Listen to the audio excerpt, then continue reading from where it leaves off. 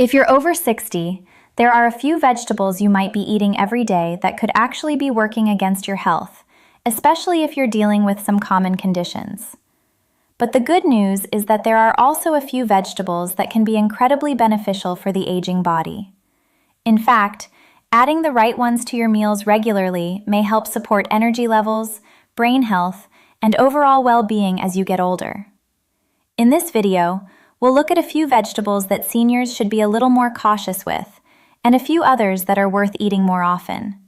Some of the choices might surprise you, because what we've always heard about healthy foods doesn't always match what current research suggests for people over 60. But before we get into the vegetables that can really support your health, let's start with 3 that may need a bit more attention after 60. This doesn't mean you should never eat them. It simply means it's helpful to understand when they might cause problems and how to handle them properly. The 3 that often come up for seniors are large amounts of raw leafy greens for those taking blood-thinning medication, white potatoes depending on how they're prepared, and canned vegetables that can contain a lot of sodium.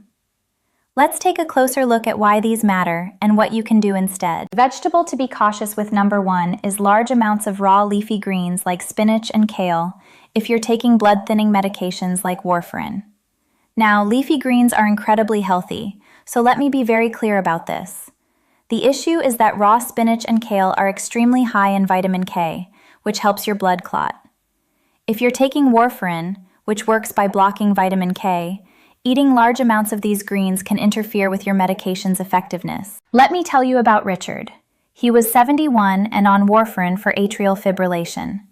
He decided to get healthy and started drinking a large kale smoothie every morning. At his next blood test, his doctor found his Warfarin wasn't working properly. They had to adjust his medication multiple times before Richard mentioned his new smoothie habit. The problem wasn't the kale itself. It was the sudden large increase in vitamin K intake. Here's what to do. If you're on blood thinners, you can still eat leafy greens, but keep your intake consistent. Don't suddenly eat huge amounts if you haven't been. Talk to your doctor about how much is safe for you.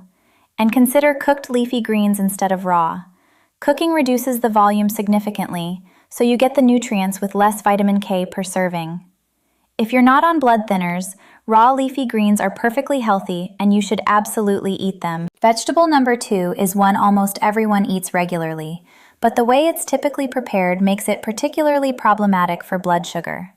Vegetable to limit number 2 is white potatoes, especially when they're mashed, fried, or baked until very soft. White potatoes have a very high glycemic index, which means they spike your blood sugar rapidly. After 60, your body doesn't handle these blood sugar spikes as well as it used to. Repeated blood sugar spikes contribute to insulin resistance, increase diabetes risk, promote inflammation, and can even affect brain health over time. The problem gets worse depending on preparation. Mashed potatoes and French fries cause the fastest blood sugar spike. Baked potatoes with skin are slightly better because of the fiber, but still problematic. And here's something most people don't know. Letting cooked potatoes cool completely before eating them actually changes the starch structure and lowers the blood sugar impact. But most people don't eat their potatoes cold. Dorothy was 68 and couldn't understand why she felt so tired every afternoon. She ate what she thought was a healthy lunch, often a baked potato with vegetables. Her nutritionist had her check her blood sugar 2 hours after lunch. It was spiking dangerously high, then crashing, which explained the afternoon fatigue.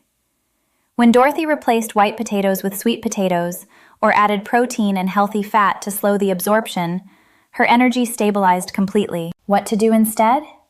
Choose sweet potatoes, which have more fiber and nutrients and don't spike blood sugar as much. If you do eat white potatoes, have them with protein and healthy fat to slow digestion. Better yet, try cauliflower mash, which tastes similar to mashed potatoes but doesn't raise blood sugar. Or explore other vegetables like roasted Brussels sprouts or butternut squash that are more nutritious and gentler on blood sugar. And vegetable to avoid number 3 is actually a preparation issue that affects any vegetable and is particularly dangerous for seniors. Before we continue, a quick note. If you're over 60 and trying to stay active, manage pain, or simply feel stronger day to day, You might find the 60 Plus Vitality Blueprint helpful. It's a practical, science-based guide designed specifically for the 60 plus body, covering nutrition, safe strength building, balance training, and simple habits that support long-term independence. Inside, you'll find structured meal plans, gentle to active exercise programs, and guidance for common conditions like heart health, type 2 diabetes, and bone strength. If that sounds useful to you, you can learn more through the link in the description below. Now, let's get back to vegetable to avoid. Number 3 is canned vegetables with high sodium content. After 60, your kidneys don't process excess sodium as efficiently. High sodium intake is the leading contributor to high blood pressure, which dramatically increases risk of stroke, heart attack, and kidney disease. Many canned vegetables contain 400 to 800 milligrams of sodium per serving, sometimes more than a third of your daily limit in just half a cup of vegetables. James was 74 with high blood pressure. He was taking medication, but his numbers stayed elevated. His doctor reviewed his diet and found he was eating canned green beans, canned corn, and canned tomatoes daily, thinking vegetables were always healthy. The sodium from those canned vegetables was undermining his blood pressure medication. When James switched to fresh or frozen vegetables with no added salt, his blood pressure improved within weeks. The solution is simple. Choose fresh or frozen vegetables, which contain almost no sodium naturally. If you must use canned vegetables, look for labels that say no salt added or low sodium. And rinse canned vegetables under water before eating them. This removes about 30 to 40% of the sodium. Your taste buds will adjust to less salt within about 2 weeks, and you'll actually start tasting the natural flavor of vegetables. Now let's talk about the 3 vegetables that have such powerful benefits after 60 that you should be eating them every single day. Must-eat vegetable number 1 is cooked leafy greens like spinach, Swiss chard, collard greens, and kale. Yes, I said to be cautious with raw versions if you're on blood thinners, but cooked leafy greens are absolute nutrition powerhouses for everyone over 60. When you cook leafy greens, the volume reduces dramatically, so you can eat more and get concentrated nutrition. 1 cup of cooked spinach provides you with incredible amounts of vitamin A for eye health, folate for brain function, magnesium for muscle and nerve function, and iron to prevent anemia. Research shows that people who eat leafy greens daily have significantly better cognitive function as they age. One study found that people who ate 1 serving of leafy greens daily had the cognitive ability of someone 11 years younger. 11 years. That's remarkable for something as simple as eating cooked greens. The nutrients in leafy greens also support bone health, reduce inflammation, and protect your cardiovascular system. How to eat them? Sauté spinach with garlic as a side dish. Add Swiss chard to soups or omelets. Steam collard greens with a little lemon juice. The key is eating them regularly, ideally daily. And here's a tip. Cooking them with a small amount of healthy fat like olive oil actually helps your body absorb the fat-soluble vitamins better.